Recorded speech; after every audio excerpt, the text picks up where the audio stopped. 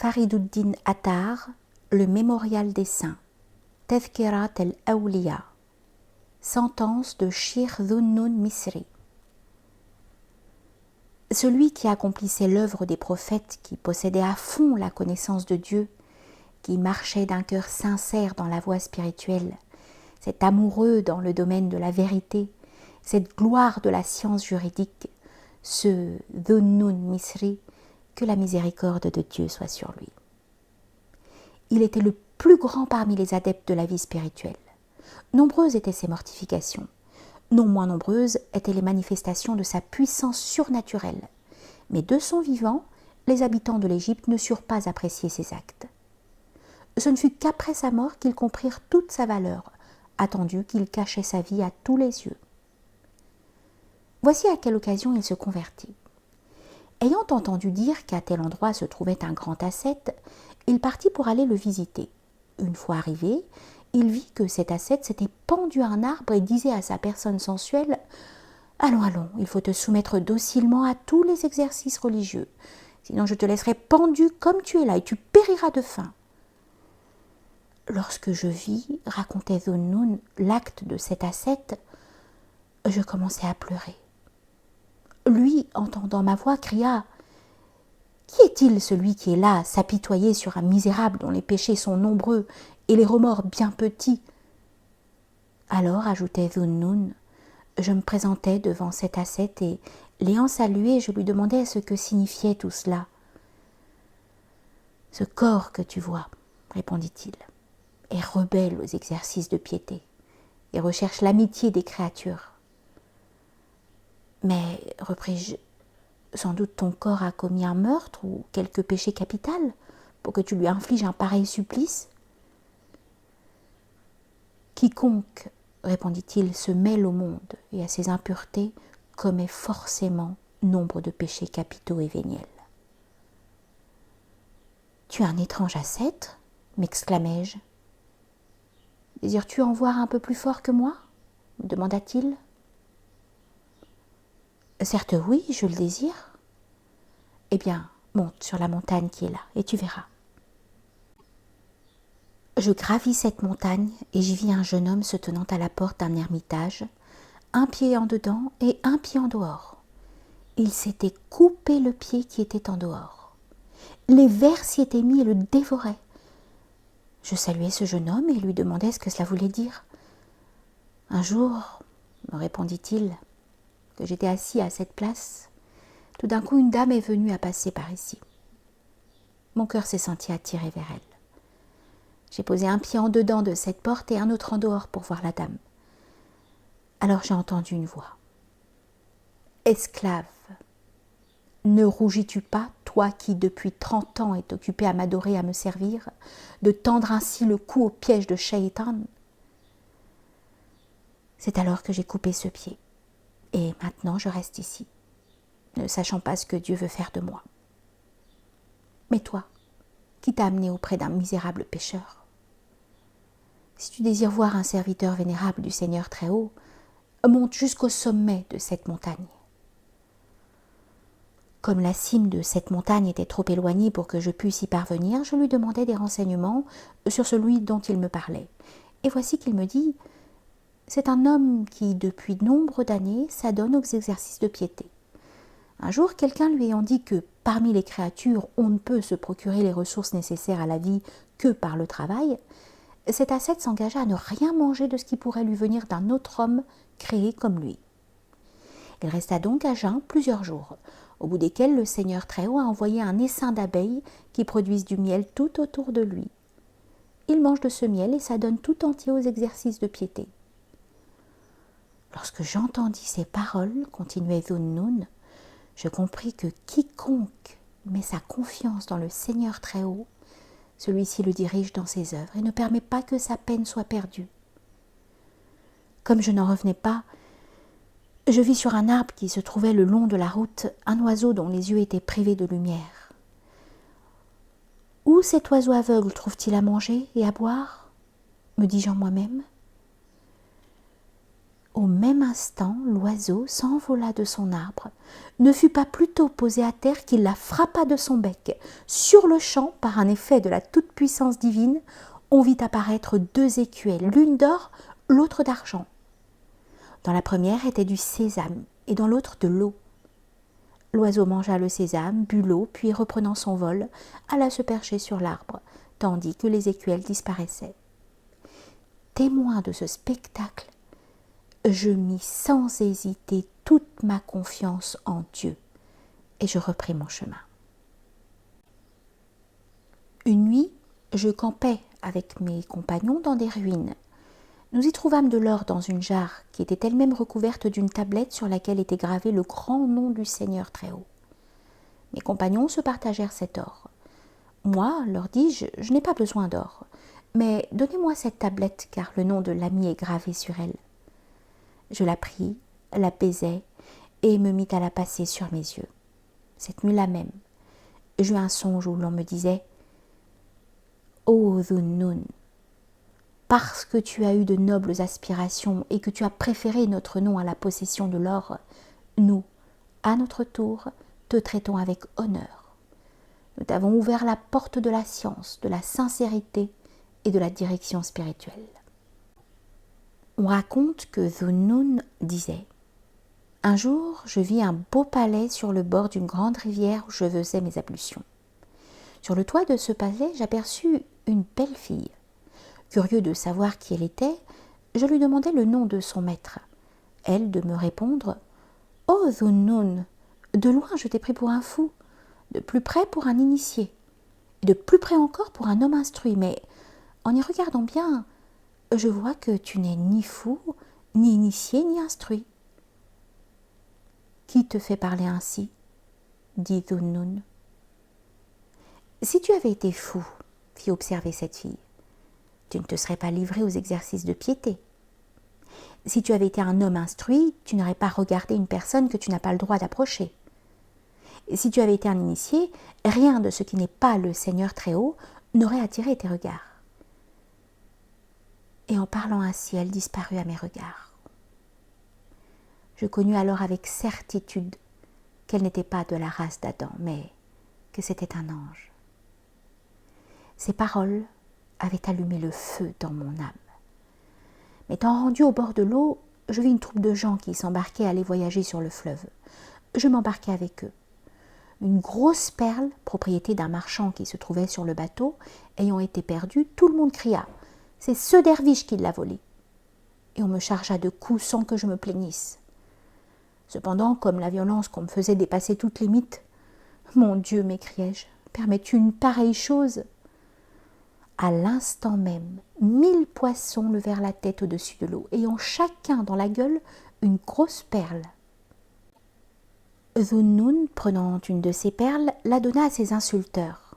Les passagers qui étaient sur le bateau, témoins d'un pareil prodige, demeurèrent stupéfaits. Puis, baisant les pieds et les mains de Dhunnun, ils lui demandèrent pardon. Dhunnun avait une sœur qui, vivant toujours dans son intimité, en était arrivée à acquérir beaucoup de savoir et avait atteint le degré de la perfection. Un jour, cette fille dit « Mon Dieu, d'où vient que tu as fait pleuvoir sur les enfants d'Israël la manne et l'écaille et que tu n'as pas accordé la même faveur aux fidèles de Mohammed ? Je jure par ton unité que je renonce à m'asseoir tant que je n'aurai pas vu tomber la pluie de manne et de caille. » Sur le champ, par un effet de la toute-puissance du Seigneur Très-Haut, la manne et l'écaille commencèrent à tomber en pluie. Alors cette fille, prenant sa course, sortit de la maison dans la direction du désert, et depuis, personne n'a pu la retrouver ni la voir. On raconte que Dhunnun disait « Comme je me promenais dans les montagnes, j'y vis plusieurs infortunés, affligés de maladie, qui s'étaient réunis dans un endroit. Que vous est-il donc arrivé ? Leur demandai-je. Eux de me répondre. Ici, dans un ermitage, vit un ascète adonné aux exercices de piété. Une fois l'an, il sort de son ermitage et il n'a pas plutôt soufflé sur tous ses malades qu'il se trouve guéri. Puis il rentre chez lui et ne ressort plus jusqu'à l'année suivante. Je m'assis avec eux. Lorsque Sétacète sortit de l'ermitage, je vis qu'il avait la figure toute pâle et les yeux creux. Mais il avait un aspect si imposant que les montagnes tremblaient devant lui. Alors, jetant un regard de compassion sur les malades, il leva les yeux au ciel, et il n'eut pas plus tôt soufflé sur eux que tous furent guéris. Puis comme il se retournait pour rentrer chez lui, je le saisis par le pan de sa robe en lui disant « Ô saint homme, tu as porté remède aux souffrances extérieures de ces malades. Au nom de la divinité, guéris le mal dont je suis atteint dans mon intérieur. » Il jeta les yeux sur moi et s'écria « Laisse-moi, Dhunnun, car l'ami nous regarde. Qu'il voie que tu t'attaches au pan de la robe d'un autre que lui, il lui abandonnera le soin de tes affaires, comme il t'abandonnera à toi le soin des affaires de cet autre. » Et ce disant, il rentra dans son ermitage. On raconte qu'un jour, Dhunnun s'étant mis à pleurer, ses disciples lui en demandèrent la cause. Lui de répondre « Hier soir, en faisant la prière, comme j'avais posé ma tête par terre pour adorer, je me suis endormi. J'ai vu en songe le Seigneur Tout-Puissant qui m'a dit « Écoute, Dhunnun, quand j'ai créé les hommes, je les ai partagés en 10 sections. Et je leur ai montré ce bas monde. 9 sections se sont tournées de son côté. J'ai encore divisé celles qui restaient en 10 autres sections et je leur ai montré le paradis. 9 d'entre elles se sont tournées du côté du paradis. Une 3e fois, j'ai divisé cette section qui restait en 10 sections. 9 d'entre elles, à la vue de l'enfer, se sont dispersées en désordre dans l'excès de leur frayeur. Une seule est restée, qui n'a pas donné son cœur à ce monde, qui ne s'est pas senti attiré vers le paradis, qui n'a pas eu peur de l'enfer. Que vous faut-il ? Ai-je demandé à cela. Seigneur, ont-ils répondu, tu le sais bien ce qu'il nous faut. On raconte qu'un enfant étant venu trouver Dhunnun lui dit « Oh Dhunnun, il m'est venu en héritage 100 000 pièces d'or. Je veux faire pénitence à ton service et dépenser cette somme dans la voie de Dieu en faveur des pauvres, des misérables et des derviches méritants. » « Es-tu en âge de puberté ?» lui demanda Dhunnun. « Non, répondit-il. Alors il n'est pas permis que ceux-ci jouissent de ton argent.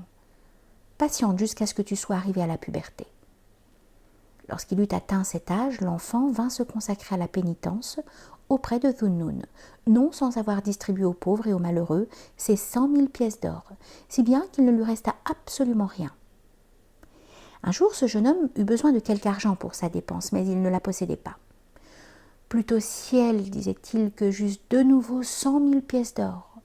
Je les dépenserai au service de tous ces vénérables serviteurs de Dieu. » Dhunnun, en entendant ces paroles, comprit qu'il n'avait pas chassé de son cœur l'amour de ce bas monde, et lui dit « Va dans la boutique de tel droguiste et demande-lui par un pouls d'une certaine drogue. » Le jeune homme rapporta cette drogue que Dhunnun broya à l'état de farine, qu'il pétrit avec de l'huile et dont il fit 3 boulettes.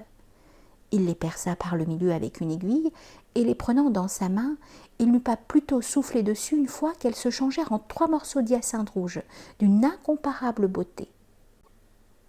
Dhunnun remit ces 3 hyacinthes au jeune homme en lui disant « Porte-les au bazar et fais-les estimer, mais ne les vends pas et reviens avec. » Le jeune homme les porta au bazar, et quand il les eut fait estimer, il se trouva que chacune valait 1000 pièces d'or.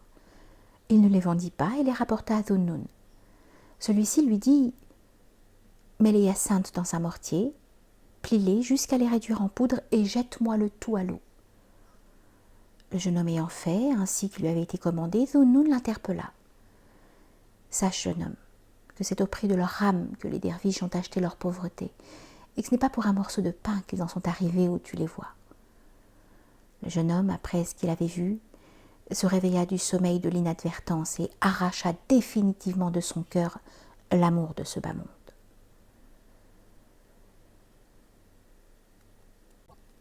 On rapporta que Dhunnun racontait. Un jour, j'étais assis dans la mosquée et je disais « Bien sot est celui qui, étant faible, va se mettre en procès avec un plus fort que lui. » Le fils du Padishah, entendant ces paroles, entra avec ceux de sa suite et me dit « Que signifie cela ?»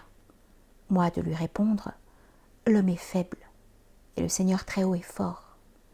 C'est un acte d'infidélité que de vouloir plaider à sa cour. » À ces mots, le prince, changeant de couleur, me demanda « Quelle est donc la route qui mène à Dieu ?» Il y a, lui répondis-je, une petite route et une grande route. Si tu choisis la petite route, abandonne entièrement le péché et la concupiscence. Si tu choisis la grande route, chasse de ton cœur tout ce qui n'est pas le Seigneur très haut. Eh bien, s'écrie le prince, je vais choisir la grande route. Puis sur le champ, il se revêtit d'un habit de laine et extirpant radicalement de son cœur l'amour de ce bas monde, il se fit derviche. On raconte que quelqu'un vint trouver Dhunnun et lui dit « J'ai une dette à payer mais je ne possède rien. » Dhunnun, ramassant par terre un fragment de caillou, le lui donna. L'autre le porta au bazar et il se trouva que c'était une émeraude qu'il vendit 400 pièces d'or, lesquelles il donna en paiement de sa dette. On rapporte qu'il y avait un jeune homme adversaire décidé des soufis. Un jour, Dhunnun lui remit son anneau en disant « Porte cet anneau chez tel boulanger, laisse-le en gage pour 1 pièce d'argent et rapporte-nous du pain. » Lorsque le jeune homme arriva avec cet anneau, on ne voulut pas le recevoir en gage. Il le rapporta donc et vint annoncer qu'on ne le prendrait pas en gage pour 1 pièce d'argent, mais seulement pour 1 pou. « Eh bien, dit Dhunnun, porte-le chez tel joaillier pour qu'il l'estime. » Le jeune homme l'y porta et on l'estima à 1000 pièces d'or. Quand il vint en informer Dhunnun, celui-ci l'apostropha. « Ô jeune homme, tu en sais aussi long sur l'état des soufis que le boulanger sur la valeur de cet anneau. » Et le jeune homme se consacra à la pénitence auprès de Dhunnun. On raconte qu'il y avait 10 ans que Dhunnun éprouvait le désir de manger du kipé, sans qu'il eût jamais satisfait ce désir. Lorsque vint la nuit de la fête, sa sensualité lui dit « Voyons, Dhunnun, demain est un jour de fête. Est-ce que tu ne pourrais pas me faire manger du kipé ?»« Si tu veux me prêter assistance, répondit Dhunnun, de manière que j'achève entièrement la récitation du Coran dans une prière de 2 rak'ahs, demain matin je t'accorderai du kipé. » Sa sensualité lui prêta assistance pendant la nuit, de sorte qu'il put faire la prière en paix. Au matin, comme il revenait de la prière de la fête, on lui servit le kipé. Dhunnun en prit un morceau pour le porter à sa bouche, puis il le remit sur le plat et se releva pour refaire la prière. Quand il eut fini, son serviteur lui demanda ce qu'il avait. Lui de répondre « Lorsque j'ai eu pris cette bouchée de kipé, ma sensualité s'est écriée « Enfin, je suis arrivée à mon but !»« Non, ai-je dit à mon tour, tu n'y arriveras jamais. Et voilà pourquoi j'en ai pas mangé. » Au même moment, arriva un homme portant du kipé dans un chaudron qu'il posa devant Dhunnun en lui disant « Oh Dhunnun, je suis un portefaix. Il y a longtemps que ma femme et mes enfants désiraient du kipé et que nous ne pouvions nous en procurer. Nous avons fait cuire celui-ci cette nuit. Aujourd'hui, après m'être acquitté de la prière, j'ai dormi quelque temps et j'ai vu en songe l'envoyé sur lui soit le salut qui m'a dit « Veux-tu contempler mon visage au jour de la résurrection ?»« Certes oui, je le veux. Ô envoyé du Seigneur. » Eh bien, a-t-il ajouté, porte donc ce kipé et le chaudron dans lequel tu l'as fait cuire auprès de Dhunnun. Salue-le de ma part et dis-lui, Mohammed t'envoie le salut et te recommande de manger quelques bouchées par considération pour lui et de faire la paix avec ta sensualité. En entendant ces paroles, Dhunnun pleura abondamment et mangea de ce kipé. On raconte que lorsque la puissance d'action de Dhunnun eut pris un très grand essor, les habitants de l'Égypte le traitèrent d'impie et envoyèrent à Bagdad le dénoncer au calife Mutawakkel. Le calife donna des ordres pour qu'on lui amenât Dhunnun à Bagdad, et on lui conduisit en effet après lui avoir mis les fers aux pieds. Quand on le présenta à la porte du calife, une vieille femme lui dit « Oh Dhunnun, ne crains rien, car celui-ci aussi est un serviteur du Seigneur très haut. Tant que la volonté suprême ne le permettra pas, il ne pourra rien te dire. » À ce moment, un messager apporta de la part du calife l'ordre de conduire Dhunnun en prison. Il resta 40 jours, durant chacun desquels la sœur cadette de Bushr Hafi lui envoya un pain qu'elle gagnait à filer. Le jour où l'on fit sortir Dhunnun de prison, il se trouva qu'il n'avait pas mangé un seul des 40 pains que lui avait envoyé la sœur cadette de Bushr Hafi. Celle-ci lui dit « Oh Dhunnun, tu sais bien que ces pains étaient gagnés légitimement, pourquoi ne les as-tu pas mangés ?»« Parce que, répondit-il, le plat qui les contenait n'était pas pur, en ce sens que la main du geôlier y avait touché. En sortant de prison, il fit une chute et se blessa au front. Mais le sang n'atteignit ni son vêtement ni sa personne. Toutes les gouttes qui tombaient à terre disparaissaient entièrement. Lorsqu'on eut conduit Dhunnun en présence du calife, celui-ci s'entretint avec lui et pleura abondamment en entendant ces paroles. Tous les assistants restèrent stupéfaits de son savoir et de son éloquence. Le calife, se déclarant son disciple, le traita avec beaucoup de respect, le renvoya en Égypte avec tous les témoignages de son estime et de sa considération. On raconte que Dhunnun avait un disciple qui avait fait 40 fois le voyage de la Kaaba, était entré 40 fois dans la quarantaine de réclusion et durant 40 ans avait consacré les nuits aux exercices pieux sans se livrer au sommeil. Un jour, il vint trouver Dhunnun, lui exposa sa situation et lui dit « Depuis 40 ans que je m'impose de pareilles épreuves, il ne m'a rien été révélé du monde invisible. L'ami ne m'a rien dit et n'a pas jeté sur moi un regard. Je crains de mourir et de m'en aller de ce monde sans espoir. Toi qui es le médecin des gens en peine, imagine donc quel procédé pour me guérir. » « Va, lui dit Dhunnun. Ce soir, ne fais pas la prière du coucher au commencement de la nuit. Mange à ton appétit, couche-toi et dors. Il arrivera sans doute que, si l'ami te regarde avec l'œil de la miséricorde, il te regardera du moins avec celui de la colère. »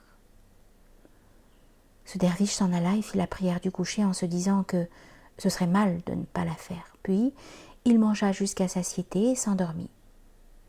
Dans son sommeil, il vit l'envoyé, sur lui soit le salut, qui lui dit « Ô derviche, l'ami t'envoie le salut. » Et il a ajouté « Faut-il qu'il soit pusillanime, celui qui, à peine arrivé à ma cour, a hâte de s'en retourner ? Dans cette route-là, pose le pied comme doivent le faire les hommes de cœur. Et alors il faudra que nous te donnions la récompense de tous les exercices de piété que tu as accomplis pendant 40 ans, et que nous te fassions arriver au but de tes désirs. Charge-toi de faire parvenir de ma part le salut à cet impudent des trousseurs de grands chemins, et dis-lui, ô bandit de Dhunnun, si je ne te signalais pas la réprobation de tous les hommes, c'est que je ne serais pas ton Dieu, car je ne veux pas qu'à l'avenir tu enseignes la ruse à mes adorateurs. » Le derviche, ayant eu ce songe, s'éveilla et alla en pleurant auprès de Dhunnun, auquel il raconta tout. Lorsque Dhunnun apprit que le Seigneur Très-Haut, après lui avoir donné le salut, l'avait traité de menteur et d'impudent, il pleura amèrement au milieu de sa joie. Peut-être demandera-t-on comment un shir pouvait dire à son disciple de ne pas faire la prière. Mais il faut réfléchir que ces shirs sont des médecins connaissant le remède pour toute espèce de maladie. Or, il y a beaucoup de maladies que les médecins traitent par les poisons. Dhunnun savait bien d'ailleurs que son disciple ne négligerait certainement pas de faire la prière. Il y a dans la voie spirituelle beaucoup de choses qui ne se justifient pas d'après la loi écrite. C'est ainsi que le Seigneur Très-Haut a donné l'ordre à Ibrahim le prophète, sur lui soit le salut, de sacrifier son fils, quoiqu'il ne fût pas écrit dans les arrêts du destin qu'il dut le sacrifier en effet. Outre que, d'après la loi écrite, il n'est pas permis de tuer son fils. Quiconque, n'ayant pas atteint un tel degré dans la vie spirituelle, agirait comme Dhunnun commettrait un acte illicite et serait un être sans foi ni loi. Car chacun, dans ses actes, doit se conformer aux décisions de la loi écrite. On raconte que Dhunnun disait « Comme je faisais la promenade circulaire autour de la Kaaba, je vis un homme au visage pâle, au cœur affaibli. Es-tu véritablement épris ? lui demandai-je. Oh oui, répondit-il. L'ami s'approche-t-il de toi? Certes oui. Est-il bon avec toi? Assurément. Grand Dieu, m'écriai-je alors. Quoi? L'ami s'approche de toi? Il est bon avec toi et voilà que ton corps est si abattu. Au lieu de m'apostropher, pauvre esprit, ne sais-tu donc pas que ceux dont l'ami s'approche sont les plus durement éprouvés? On rapporte que Zunnun disait « Un jour, comme j'étais en voyage, j'arrivai à une plaine toute couverte de neige. Je vis un adorateur de feu qui répandait du millet. « Ô infidèle, lui dis-je, pourquoi répands-tu ce millet ?» Aujourd'hui, répondit-il, comme il a neigé, j'ai réfléchi que les oiseaux ne trouveraient pas de grains et j'ai répandu ce millet pour qu'ils puissent le recueillir. Et puis j'espère que le Seigneur Très-Haut aura peut-être pitié de moi. Le grain que sème un profane, fis-je observer, ne germe pas. Or tu es un profane. Eh bien, reprit l'infidèle, si Dieu n'accepte pas mon offrande, du moins puis-je espérer qu'il voit ce que je fais. Assurément, il le voit, repris-je. S'il le voit, fit-il, cela me suffit. Une fois arrivé au but du pèlerinage, je vis cet infidèle en train de faire le tawaf. Lui, de son côté, m'ayant vu, me reconnut et me dit « Ô Zunnun, le Seigneur Très-Haut, témoin de l'acte que j'accomplissais, l'a agréé. Le grain que j'ai répandu à terre a germé, car Dieu m'a fait don de la foi et m'a conduit jusque dans sa maison. »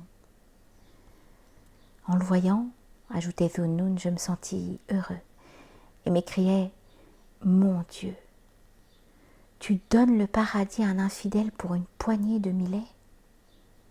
Alors j'entendis une voix qui disait « Ô Zunnun, la miséricorde et la générosité du Seigneur Très-Haut sont immenses. » On raconte que Zunnun avait un ami pauvre qui vint à mourir. Il le vit en songe et lui demanda quelle était sa condition. Celui-ci répondit « Le Seigneur Très-Haut m'a fait miséricorde en me disant « Je t'ai fait grâce parce que, quand tu étais dans ce bas monde, malgré ta pauvreté, tu souffrais patiemment, sans rien demander à personne. » On raconte que Zunnun disait « La santé du corps provient de la sobriété, comme celle de l'âme provient de l'abstention du péché. La connaissance de la philosophie ne saurait se rencontrer avec la satiété de l'estomac. Lorsque les hommes sont maintenus par la crainte, ils restent dans la bonne voie. Mais lorsque la crainte est sortie de leur cœur, ils s'égarent de la route. Contracte amitié avec celui qui ne deviendra pas un étranger pour toi quand ta condition aura changé. Le signe visible de l'amour qu'on a pour le Seigneur Très-Haut, c'est la fidélité à suivre les traces de l'envoyé, sur lui soit le salut, et à conformer tous ses actes aux prescriptions qu'il nous a laissées. Les ascètes sont les rois de l'autre monde, et les initiés sont les rois des ascètes. Veux-tu donner une preuve visible de ton amour pour le Seigneur Très-Haut? Laisse de côté tous ceux qui te détourneraient de bénir son saint nom. Il y a 4 signes auxquels on reconnaît un cœur malade. Il ne sait plus apprécier la saveur des exercices de piété. La crainte du Seigneur Très-Haut ne subsiste plus en lui. Il ne regarde plus ce bas monde avec l'œil de l'expérience. Il ne comprend plus rien aux paroles qu'il entend de la bouche des hommes doctes. Quiconque a atteint le degré de la fidélité au service de Dieu rejette loin de lui l'avidité, la passion et la concupiscence. La conversion du commun des hommes consiste à faire pénitence du péché. Celle des sujets d'élite consiste à faire pénitence de l'état d'incurie. Il y a pour chacune des parties du corps humain une pénitence qui lui est propre. La pénitence du cœur consiste à renoncer à la concupiscence et aux désirs illicites. La pénitence de l'œil consiste à le fermer quand il aperçoit quelque chose qui ne lui est pas permis de voir. Celle de l'oreille à se refuser aux mauvaises paroles et aux propos de la médisance. Celle de la main à s'abstenir de prendre ce qui lui est défendu. Celle du pied à ne pas être capable de se mouvoir pour une mauvaise action. Celle du ventre à ne pas être disposée à manger ce qui est illicite. Celle de la personne sensuelle à ne pas se laisser aller à l'adultère. Quiconque a dans le cœur un atome de l'amour du Seigneur très haut, si on le jette au feu et qu'on l'en retire ensuite, son amour n'en sera pas diminué d'une parcelle. Lorsque l'amour du Seigneur très haut entre dans un cœur, l'amour de ce bas monde et des créatures en sort en même temps. On reconnaît les hommes au cœur pur et sincère à 3 signes certains. Qu'on les charge de coups ou d'injures, l'un et l'autre leur sont également indifférents. Ils ne se souviennent jamais du bien qu'ils ont fait.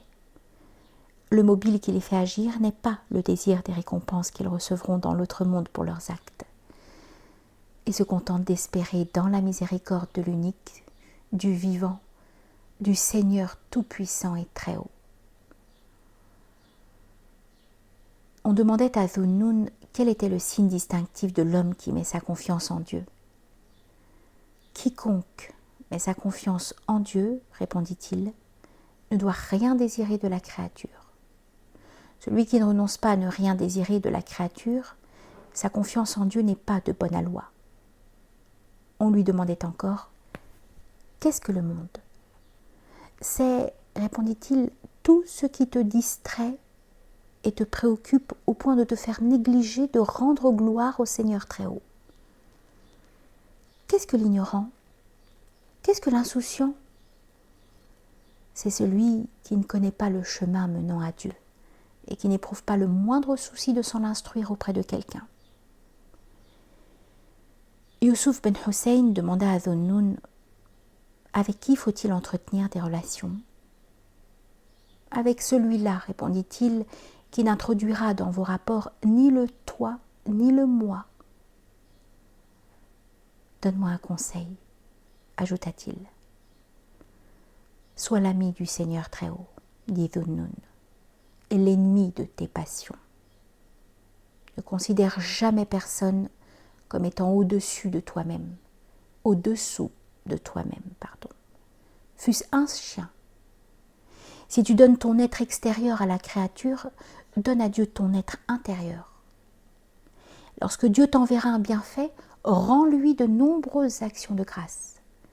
Si au contraire une épreuve vient à ta rencontre, supporte-la avec patience. Quelqu'un lui ayant dit « Ô Dhunnun, je t'aime ». Dhunnun lui répondit « Connais-tu le Seigneur très haut ? Si tu le connais, aime-le, car l'amitié que tu as pour lui doit te suffire. Si tu ne le connais pas, cherche quelqu'un qui te fasse arriver jusqu'à lui et te fasse connaître de lui. » On lui demandait « Quel est le premier degré auquel tendent les initiés ?» Le premier degré, répondit-il, est celui de l'ébahissement. Vient ensuite celui du rapprochement. Ensuite, celui de l'union intime. On raconte que dans ces derniers moments, on demanda à Dhunnun ce que souhaitait son cœur. « Il souhaite, répondit-il, que s'il ne me reste plus qu'un souffle de vie, il soit consacré à bénir le Seigneur très haut. » Et il rendit le dernier soupir. Dans cette même nuit, 70 personnes virent en songe l'envoyé, sur lui soit le salut, qui disait « L'ami du Seigneur très haut, Dhunnun Misri, va arriver. Nous venons au-devant de lui. » Après sa mort, on trouva tracée sur son front une ligne verte, où on lisait « Celui-ci est l'ami du Seigneur très haut. Il est mort avec la passion qu'il avait pour lui, et c'est à cause de cette passion qu'il s'est jeté de son plein gré au-devant des coups mortels du glaive de Dieu. » Lorsqu'on enleva de terre le brancard qui portait le corps de Dhunnun, tous les oiseaux, voltigeant au-dessus, l'ombrageaient de leurs ailes. Tandis que le cortège était en marche, il se trouva qu'on faisait l'appel à la prière. Au moment où celui qui faisait cet appel prononça la formule « J'atteste qu'il n'y a pas d'autre Dieu qu'Allah », Dhunnun, retirant sa main de dessous le linceul, leva en l'air l'index. Tous les témoins de ce prodige poussèrent un cri, s'imaginant que Dhunnun était ressuscité. On posa à terre le brancard, mais quelques efforts qu'on fit pour abaisser le doigt, on ne put y parvenir. Les habitants du Caire, voyant cela, se repentirent de tous leurs mauvais procédés à l'égard de Dhunnun et en firent pénitence. Dieu seul sait ce qui est.